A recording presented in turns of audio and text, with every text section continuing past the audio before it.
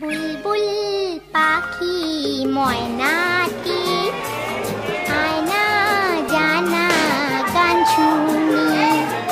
বুলবুল পাখি ময়নাটি আয়না জানা গান শুনি। দূর দূর বনের গান, নীল নীল নদীর গান, দুধ ভাত দেব সন্দেশ মাখিয়ে। বুলবুল পাখি ময়নাটি আয়না জানা গান শুনি।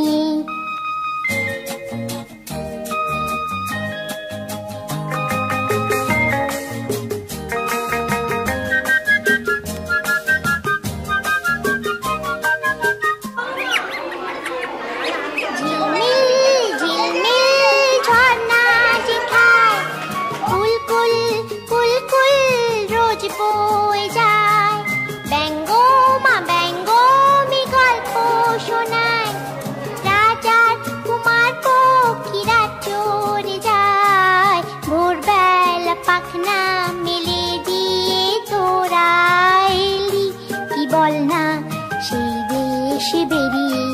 বুলবুল পাখি ময়নাটি আয়না জানা গান শুনি।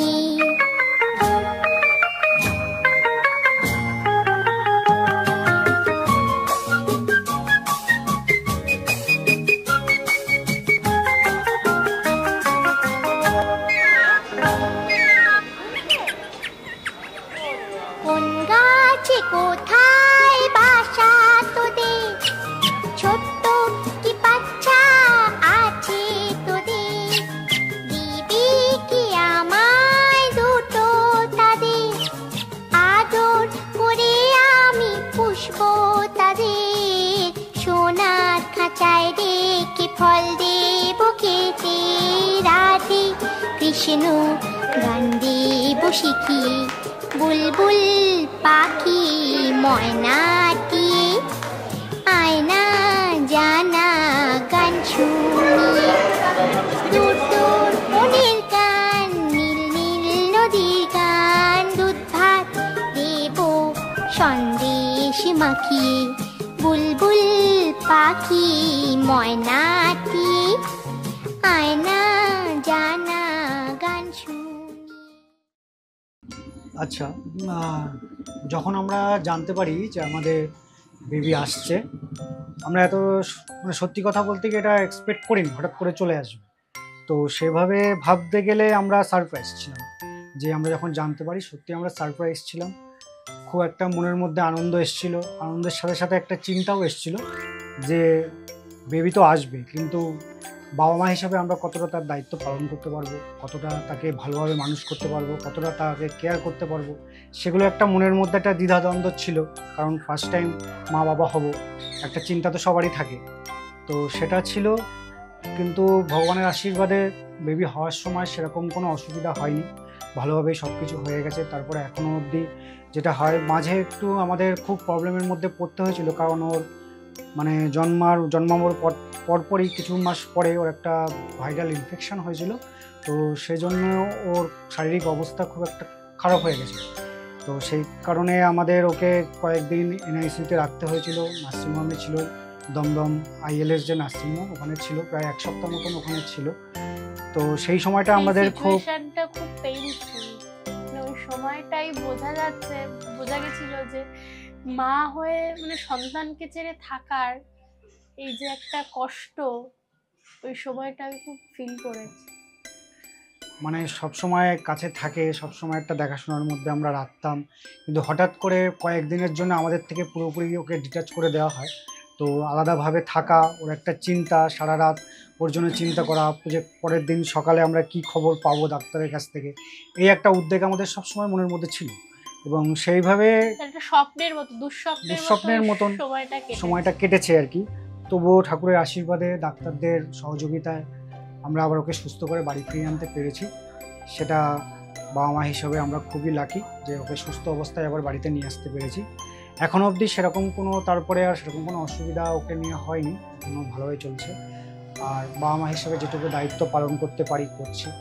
এখন দেখা যাক পরবর্তীকালে কি হয়। যখন শুনলাম আমি ঘটনাটা যে ও এসছে, কিছুটা আনন্দ আর কিছুটা মনের মধ্যে খুব ভয় কাজ করেছে। আর ভয় বলতে আমি এই সার্জারি, ওটি, এই জিনিসগুলো নিয়ে ভীষণ প্যানিক বলতে পারো, কিছুটা প্যানিকের মতোই আমার হয়। ও যার হাত ধরে হয়েছে সে প্রতিদিনই আমাকে বোঝাতো যে কোনো প্রবলেম নেই, সব ঠিকঠাক হবে। তারপরে ওর বৌদি, আমার মানে বন্ধুর মতো, সে বলতো, দিদির মতো সেও বোঝাতো তার একটা মেয়ে হয়েছে। এইবার আমার বাবা মা সবাই বলতো যে সব ঠিকঠাক ভাবেই হবে। আমি আমার বাপের বাড়িই ছিলাম। এবার যত যাই হোক না কেন আমার ভেতরে ও বোঝাতো খুব যে কোনো অসুবিধা নেই, ঠিকঠাক করেই হবে।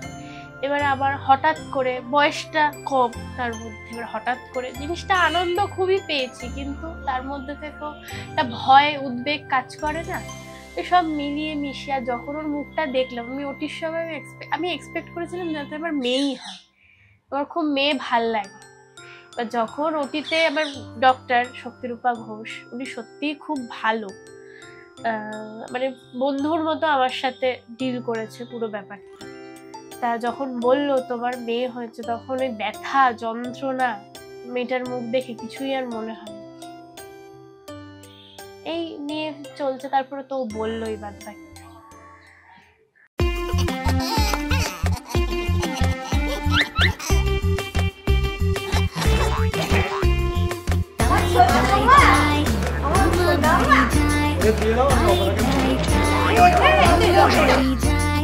মামা বাড়ি ভারী মজা, কিল চড় নাই, মামা বাড়ি ভারী মজা, কিল চড় নাই। তাই তাই তাই মামা বাড়ি যায়, মামা বাড়ি ভারী মজা, কিল চড় নাই, মামা বাড়ি ভারী মজা, কিল চড় নাই। মামি দিল দুধ ভাত দুয়ারে বসে খাই, মামি দিল দুধ ভাত দুয়ারে বসে খাই। তাই তাই তাই মামা বাড়ি যায়, তাই তাই তাই মামা বাড়ি যায়।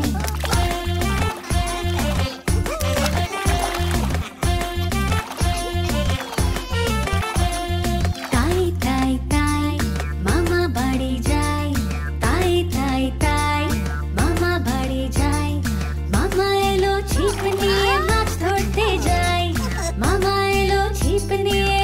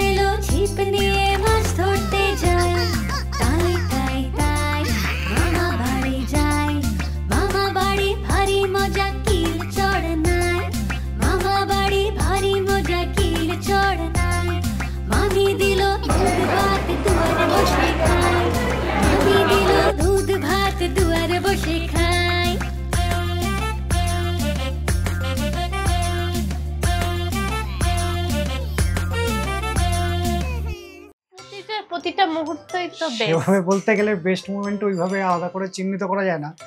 তো ওর সাথে রয়েছে, ওর এই সাথে যে এখন যে ছোট ছোট ভাবে কথা বলছে, প্রথম মা বাবা এখন তো ঠিকঠাক করে বলতে পারে না, এম্মা এরম করে, ওকে ডাকে বাবা বাবা করে ডাকছে।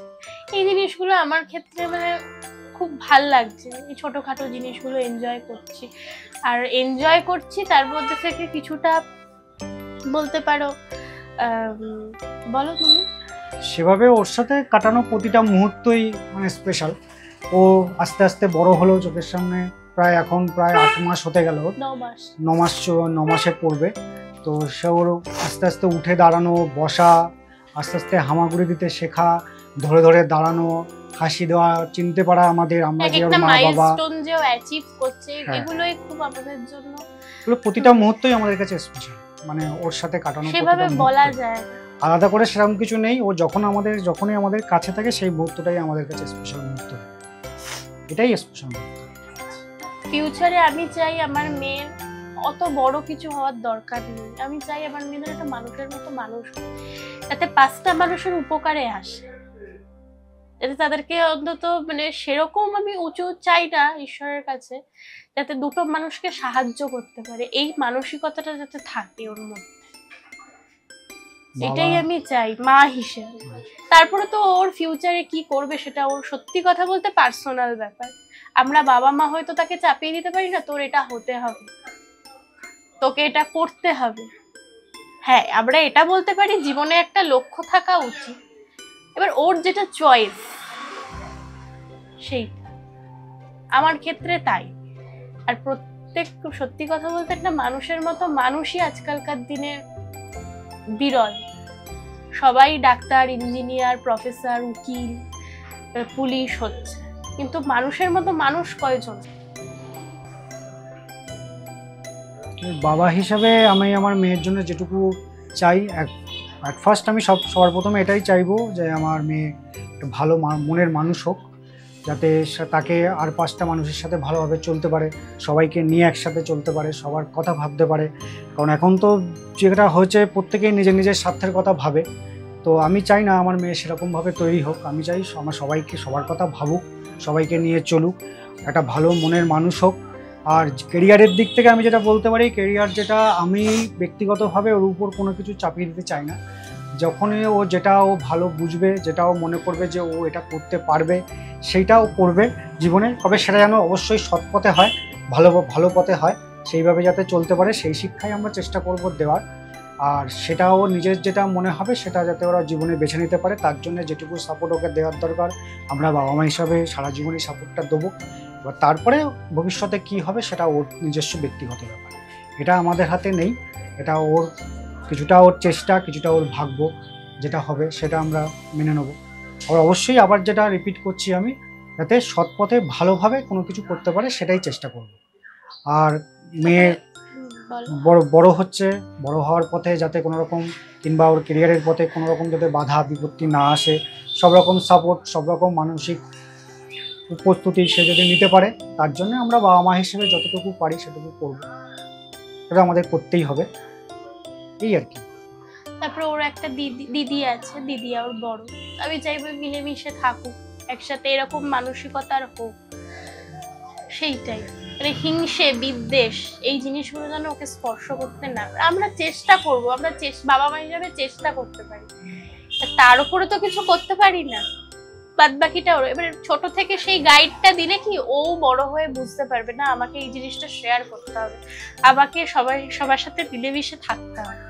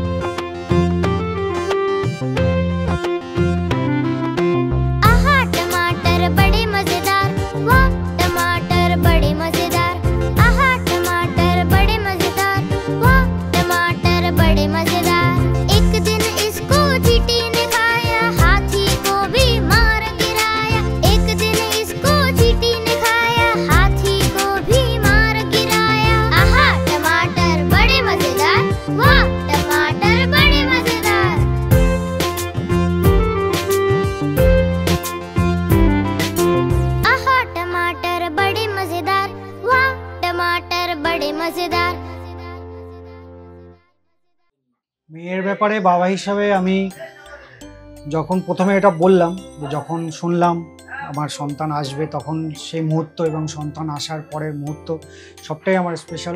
আমার মেয়ের এই এতদূর পর্যন্ত এসেছে, বড় হয়েছে, এমন একটা বিপজ্জনক অবস্থার মধ্য দিয়ে কাটিয়ে এসেছে, তার জন্য আমি প্রথমেই ধন্যবাদ জানাবো আমার শ্বশুরবাড়ির লোকজন, আমার শাশুড়ি, আমার শ্বশুর, আমার শালা যে আছে তাকে, তারপর আমার নিজের বাড়ির লোক, আমার বাবা মা, আমার দাদা বৌদি, সবাইকেই আমি ধন্যবাদ জানাবো যে তারা ওই কঠিন সময়টায় আমার পাশে থেকেছে এবং আমাকে সব রকমভাবে সাহায্য করেছে যতটুকু করা যায়। তার জন্য আমি সারা জীবন তাদের কাছে কৃতজ্ঞ থাকব। এছাড়াও দুজন স্পেশাল মানুষ যাদের কথা না বললেই নয়, একজন হচ্ছে আমাদের মেয়ের ডাক্তার ডক্টর শক্তিরূপা ঘোষ। তিনি আমাদের প্রত্যেকটা ব্যাপারে তার প্রতিদিন প্রথম থেকে জানতে পারি যে আমাদের সন্তান হবে, তারপর থেকে এতদিন অবধি প্রত্যেকটা বিষয়ে আমাদের সাহায্য করেছে। তার আমার সাথে কমিউনিকেশনটা সত্যি কথা আমি কোনোদিনও ভুলবো না। এরকম ডাক্তার খুব কম পাওয়া যায়।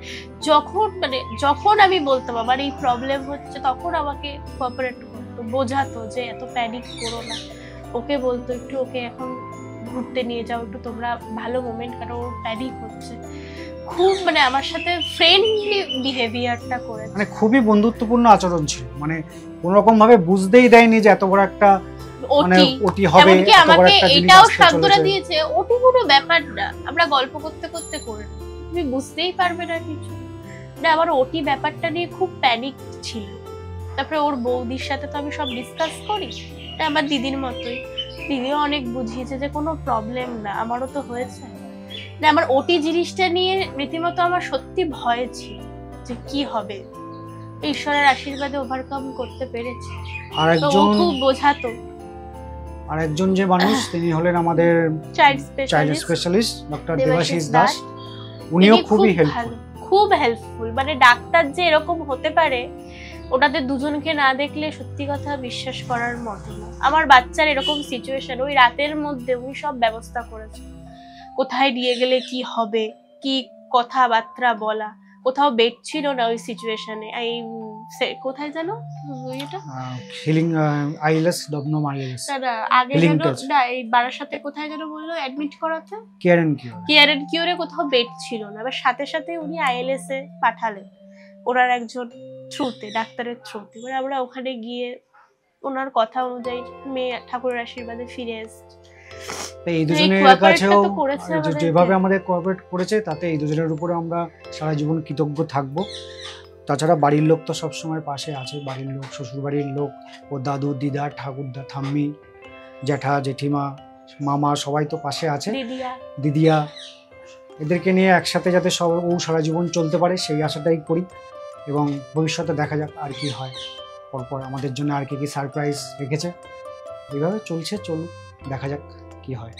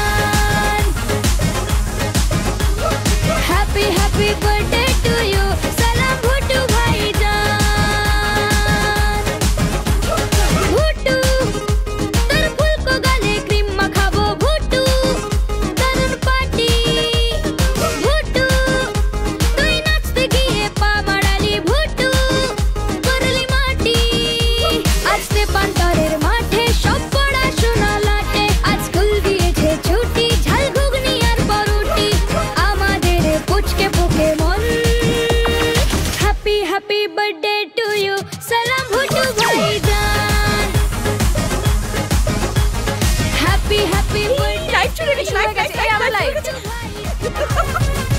আইসক্রিম কোন মুরগি মটন জমিয়ে খাটন জন্মদিনের ভোজ আলো চার ধার কনফেটি স্টার ভেটে মাসাকার হয় না কেন রোজ আইসক্রিম কোন মুরগি মটন জমিয়ে খাটন জন্মদিনের ভোজ আলো চার ধার। একটা কথা না বললেই নয়, সেটা হচ্ছে গিয়ে আমার হাজবেন্ড যখন জানতে পারি এরকম ব্যাপার, তা আমি প্রথমে বলেছিলাম যে এখনো সময় আসেনি, তা পরে ভাব। তখন আমাকে সাহস দিয়েছে, না আমি আছি, প্রত্যেকটা সময় বলেছে যে কোনো প্রবলেম না, খুবই কোঅপারেট করেছে। এরকম সব স্বামীরা এতটা কোঅপারেট হয়তো করে না, আবার হয়তো করে। আমি বাপের বাড়িই থাকতাম, ও দুটো বাড়ি ম্যানেজ করে ওখানে সময় দিত আমার সাথে। তারপরে কোনো সমস্যা, কোনো প্রবলেম, আমি পড়াশোনাও করতাম এই সিচুয়েশন নিয়ে, ওকে সাপোর্ট করা, এটা সবাই হয়তো পারে, করে, কিন্তু আমি এটা পেয়েছি এই সাপোর্টটা, সেটা না বললেই তো নয়, তাই এটা বললাম। ব্যক্তিগতভাবে আমি যেটা মনে করি এখনকার, এটা ও যেটা বললো সেটা প্রত্যেকটা স্বামী স্ত্রীর ক্ষেত্রেই হওয়া উচিত, যে একজন স্বামী যদি তার স্ত্রীকে সাপোর্ট না করে ঠিকঠাক, তাহলে কে করবে? আর সেটা একটা বন্ধুর মতন সম্পর্ক যখন তাদের দুজনের মধ্যে থাকে, তখন তার উচিত তার প্রত্যেকটা ব্যাপারে সাপোর্ট করা, তার ভালো লাগা খারাপ লাগাগুলো নিয়ে ভাবনা চিন্তা করা, তাকে সেইগুলোতে যাতে তার নিজের ইচ্ছা অনুযায়ী যেগুলো যে কাজগুলো করতে পারে তার জন্য তাকে সব রকমভাবে সাহায্য করা। এটা যেটুকু আমি পারবো, যেটুকু আমার সামর্থ্যের মধ্যে হয়েছে আমি চেষ্টা করেছি সেটা ওটা করার এবং পারার। তারপরে মেয়ে হওয়ার পরও মোটামুটি আমি এই রিসেন্ট এখানে আসলাম, ওই বাড়িই ছিলাম, প্রত্যেক দিন গিয়ে আমাদের সময় দেওয়া, কোনোদিনও ভুলতো না যে না যাবো না বা কিছু। এবার দেখো, ঝগড়া অশান্তি সব স্বামী স্ত্রীর মধ্যেই হয় ন্যাচারাল, তারপরেও যে সময়গুলো আমাকে দিয়েছে এগুলো আমি কোনোদিনও ভুলবো না। তাই এটা করেছি। অ্যাকচুয়ালি যেটা হয় সেটা আমাদের মধ্যে সম্পর্কটা অ্যাকচুয়ালি আমাদের লাভ ম্যারেজ সেহেতু সম্পর্কটা বন্ধুত্বের মতনই একটা হয়ে গেছিলো। তো সেখান থেকে যতটুকু পেরেছি চেষ্টা করেছি করার, ভবিষ্যতেও করবো। এবং আমি এটা ব্যক্তিগতভাবে মনে করি যে বাচ্চা এবং বাচ্চার মাকে সময়টা সবারই দেওয়া উচিত। একটা বাচ্চা যখন তার বড় হতে গেলে তার বাবা মা দুজনেরই ভালোবাসা, শাসন দুটোই দরকার হয় জীবনে, তাহলে সে একটা মোটামুটি সুস্থ পরিবেশে মানুষ হতে পারে। এবং সেই পরিবেশটা যাতে আমাদের বাচ্চা পায়, তার জন্য আমরা স্বামী স্ত্রী হিসাবে কিংবা মা বাবা হিসাবে সবসময় চেষ্টা করব তাকে একটা সুস্থ স্বাভাবিক পরিবেশ দেওয়া, যাতে তার মেন্টালি গ্রোথটা ভালো হয়, সে মানুষের সাথে ভালোভাবে মিশতে পারে, সবার সাথে ভালোভাবে থাকতে পারে, এটা চেষ্টা করব। এবং যতদিন থাকবো আমরা মা বাবা হিসাবে ওর পাশে, সেদিন আমরা চেষ্টা করব। তারপরে যেটা হবে সেটা ভবিষ্যৎ বলবো, কী হচ্ছে ভবিষ্যৎ, দেখা যাক কী হয়।